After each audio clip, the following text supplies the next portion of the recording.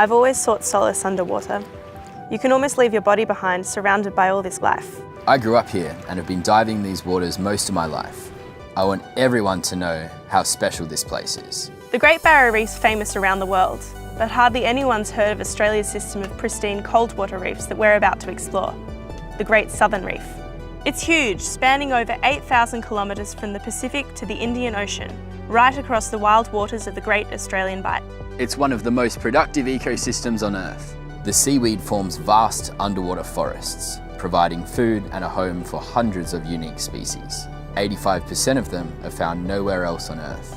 But because this is such a harsh environment, many of these waters go unexplored and undocumented. That's why scientific surveys like the one we're doing on the Rainbow Warrior are so important. In fact, a study released just this month identified over 400 new species in the Bight.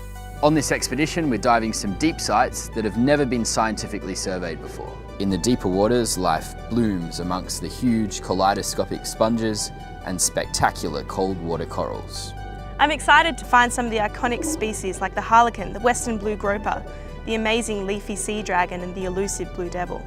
The Great Southern Reef is also vital to the fishing, tourism and recreation industries, and the thriving coastal communities that depend on these reefs for their way of life. To think that an oil spill from drilling in the Great Australian Bight could mean we lose these habitats before we've even discovered them, it's really scary.